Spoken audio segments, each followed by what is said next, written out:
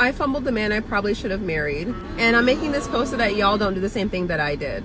This is an accountability post. I met him on Hinge, and this was back when the algorithm was working a lot better, and it was like 2022, I believe. I didn't like his profile. I just knew he was gonna like me, and the next day he did. Normally I name names, but just in case he has a new girl and they're at peace, I don't want to disrupt his situation, so I'm not gonna name his name. But anyway, we met up quickly, we went on a date, and we ended up being like glued to each other pretty fast. We were like in a relationship within like a month, I believe. He locked it down. He was not trying to see me single. Why do we sabotage the very thing we claim to want? Why do so many people let go of love that could have saved them? Here's the truth. For some people, peace feels like emptiness. Kindness feels suspicious. And stability feels boring until it's gone. Psychologists call this attachment distortion. If your parents were avoidant, if your partners were abusive, chaos becomes your baseline, your foundation. Anything healthier than that feels unfamiliar. And when something feels unfamiliar, the human mind treats it as unsafe, even though it could be the most healthiest thing that you have ever experienced in your life. But that's why people run. That's why good men and good women get discarded. Not because they were wrong, but because they were right in ways the other person wasn't ready to handle. And today, we're going to watch this play out in real time. You're about to hear someone confess how they destroyed the relationship that could have changed their life. And then, we're going to break down exactly why it happens, so you can spot these patterns before they steal your future. Because on this channel, we have a motto. It's always better to understand than to be understood. So before we get into the video, hit that like button, subscribe, and in the comments, tell me, have you ever walked away from someone you now regret losing? Keep it short, just the situation. We'll break it down together. This man was fine. He was like 6'3", buff, long hair. He looked like Roman Reigns. Society would easily give him a 9, easily. And if you know me, you know who I'm talking about. But frankly, his looks were pretty irrelevant, honestly. He actually was very kind, very sweet, very empathetic, very emotional, very in tune with his emotions, but also quite emotional. And, you know, he just had a lot of very positive traits. The number one being, he did not play about me at all. We went to brunch with his brother and sister-in-law, and they were kind of cold, like not really like, I don't know, warming up to me. And he called that out immediately. He was like, absolutely not. When his brother was not trying to get to know me after like we had met, he was like, can you put more effort in with Britt? Like, that's my girl. Like, put some respect on Britt's name. Like, he did not play about me at all. I had never in my life dated a man like that. I had never dated a man who was on my side, like who, like, I don't know, defended me. I've never had that before. He also impressed my parents. My mom liked him a lot. She said I broke his heart, and honestly, I agree. But yes, my parents liked him a lot. So we dated for like 6 months, and I kept feeling like something was just missing throughout the relationship. Like something just felt like it was missing. And I would communicate that to him like, oh, I like you a lot. I love you, but like something's just missing. And I didn't know what it was, and this poor guy was just doing his best to try to figure out what was missing, like trying to make adjustments, but like he just couldn't figure it out, and neither could I, because I didn't have the self-awareness that I have now. What was missing was chaos. No matter how many adjustments he was willing to make, he couldn't adjust himself to become a chaotic, toxic man when he just wasn't that. And that's all I had ever been used to. You see, I had not taken the time to like truly heal myself after my relationship prior to him, which was with an abusive guy. Very abusive, emotionally avoidant guy. Emotionally unavailable, everything. Okay, I had not healed from that. Not enough to be with a person who was safe.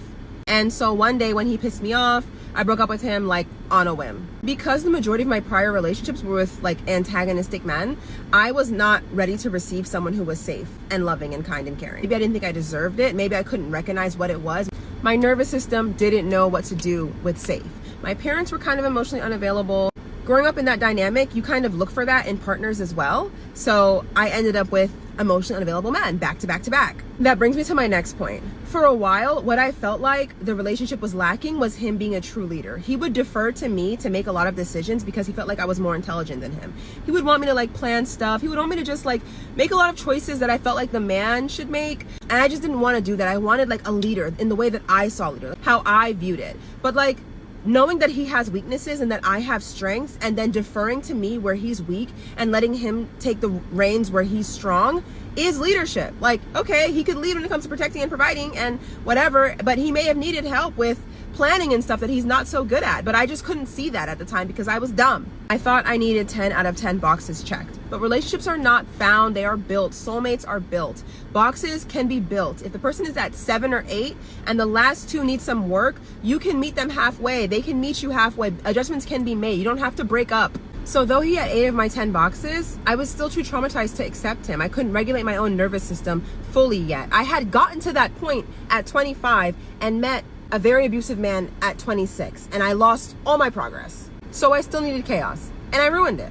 The next guy I dated after that ended up being another avoidant who was emotionally unavailable and ended up breaking my heart worse than anybody else I'd ever experienced in my entire life. So I got my karma pretty fast, I guess.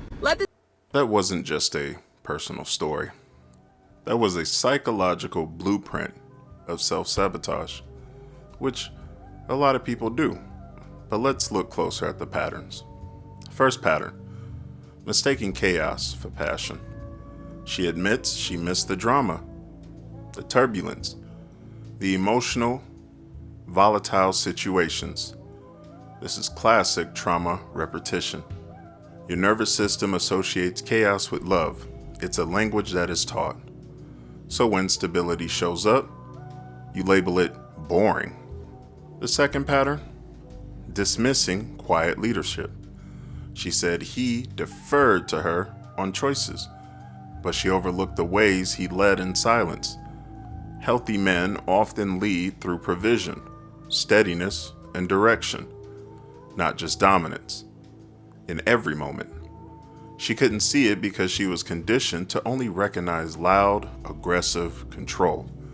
And the third pattern, sabotaging stability because of old wounds. Her parents were avoidant. Past partners were abusive. The foundation trained her to expect abandonment or violence. Again, it was the foundation that she was brought up on. When she finally found safety, her subconscious labeled it a threat and pushed it away. This is how people destroy good relationships, not consciously, but because their psychology was never rewired to recognize peace or love. Here's the lesson, man. Love without awareness is wasted. Stability without healing feels empty. And regret is the tax you pay for not facing your patterns in time. You can't go back and re-choose, but you can confront your patterns now before they cost you the person who would have changed your life. So ask yourself, do you chase chaos? Do you push away stability? Do you mistake quiet love for weakness? If the answer is yes, this is your wake-up call. And please, wake up. There's enough chaos out there already. People need happiness more than ever. And stability. And really though, because here's the truth. The next time stability shows up, it won't wait for you to figure it out.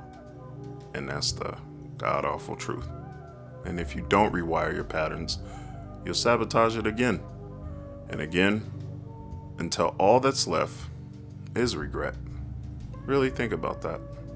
Some people's patience have a limit because you weren't the first and you probably won't be the last.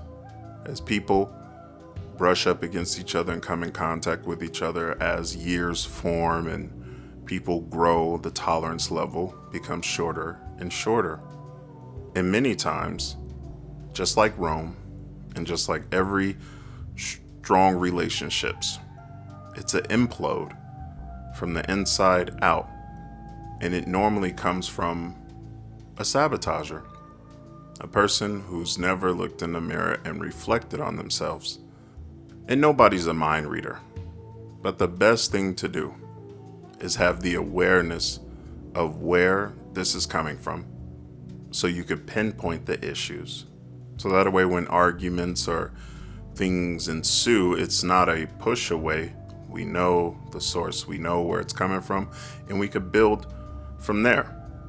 People will have more tolerance, more respect, more patience if we focus on the source instead of blaming one another. are trying to place the blame, are trying to control the situation. The situation does not need to be controlled. The source from which the trauma came from needs to be controlled. Not weaponized, not used to break people down and make them feel less than, but to shine light on. That is the only way to progression.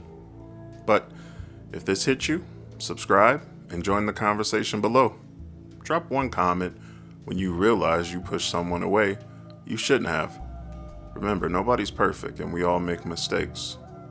But what makes us grow and become greater beings is acknowledging and understanding our own wrongs.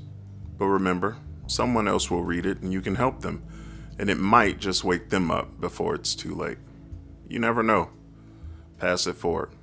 And again, it's always better to understand than to be understood. I'll see you in the next one.